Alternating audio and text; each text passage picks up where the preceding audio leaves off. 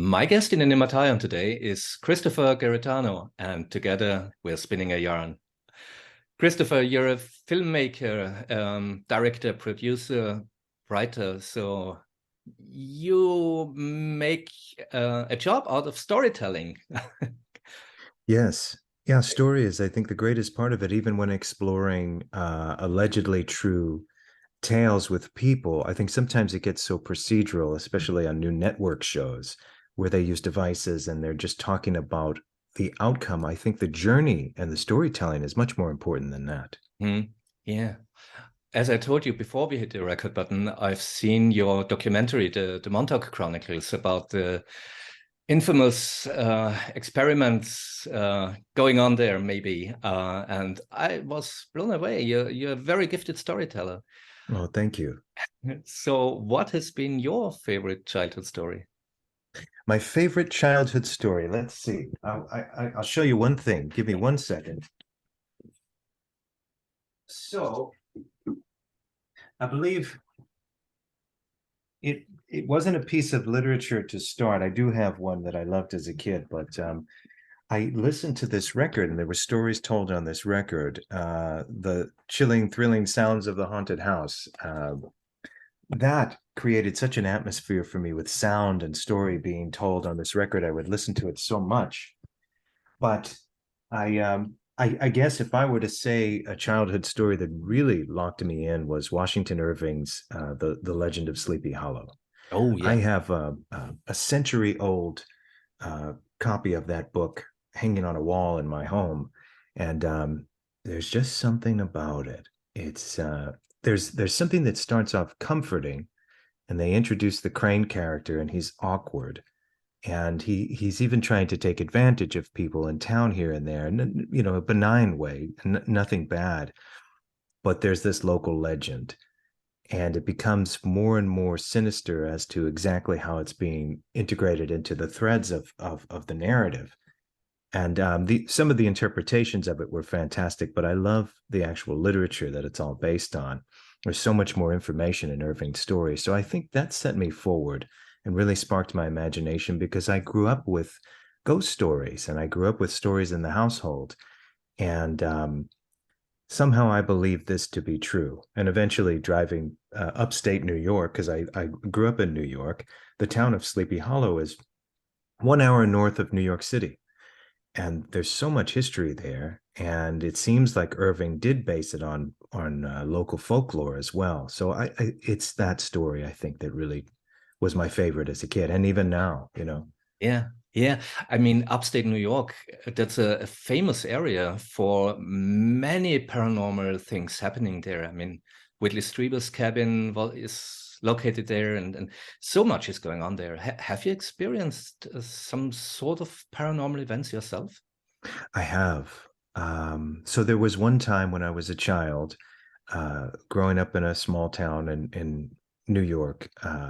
I stayed at a friend's house one night, and I was about 14, and we had fallen asleep after listening to music.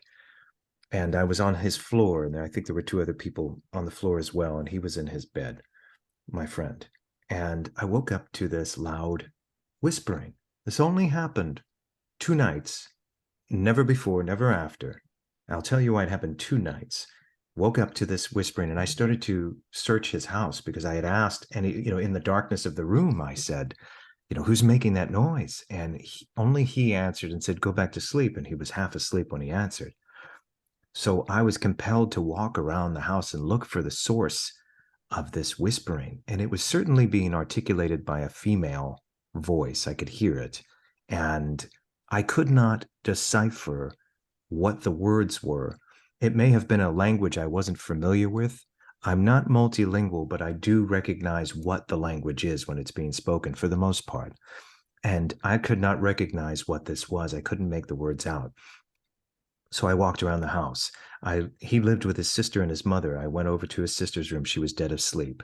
I walked down the steps to where his mother was sleeping, and she was asleep. And there was no television on, no radio on. And I went back to his room and laid back down on the floor, and I was terrified. I didn't know where this was coming from. And eventually I fell asleep. And I told him in the morning, and I said, "Have you ever experienced anything in the house?" And he didn't respond right away. Later, I found out that they did. The next night, I went to my parents' house where I lived, as a 14-year-old, and it happened again. And it happened in my parents' house, only at night, only around the same time. And this time I was still scared of it, but I was listening. I was trying to figure it out. Eventually, I fell asleep. It never happened again. It never happened before that first night. And I don't know what it was. I have no idea.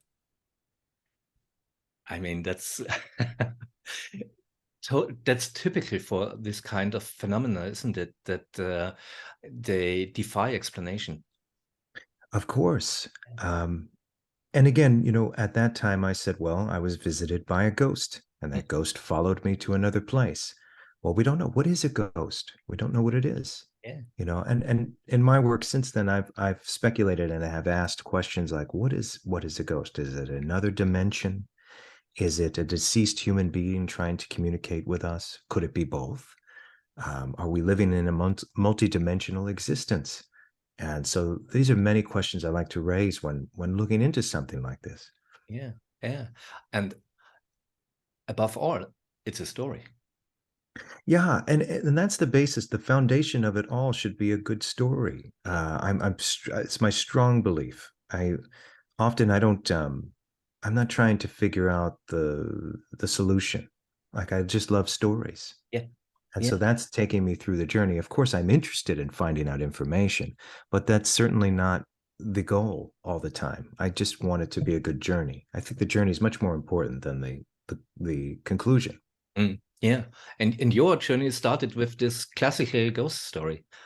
Yeah, it's one of the greatest ghost stories, but in my opinion, perhaps the greatest ghost story is Dickens' A Christmas Carol. That's a fantastic ghost story. Yeah. I So mean, much to be said with it. yeah, yeah, yeah, yeah. Um, so that's that's interesting.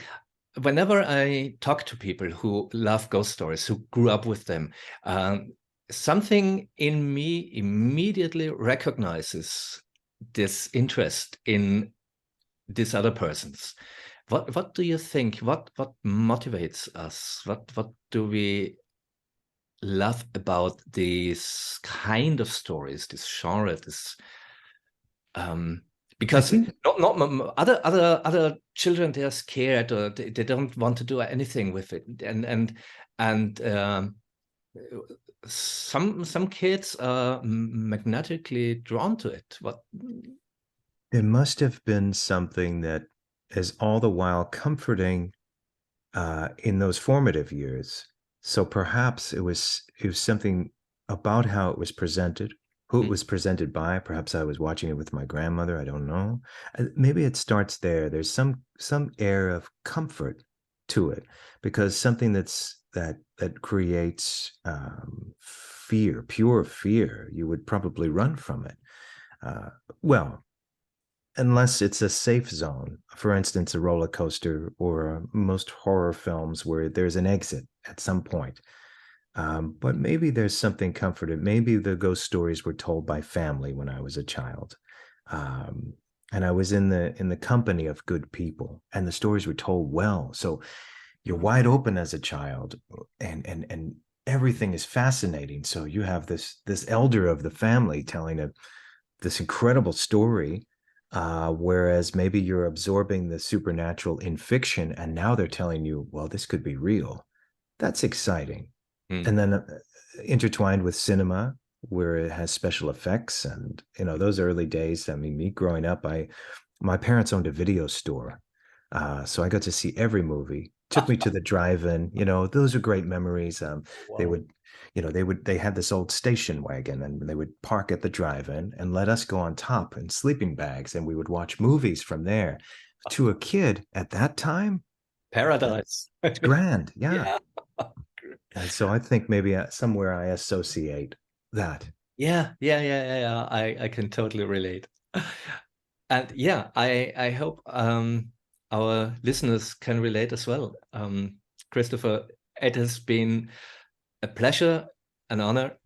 Great to talk to you. Oh, likewise. Thank you.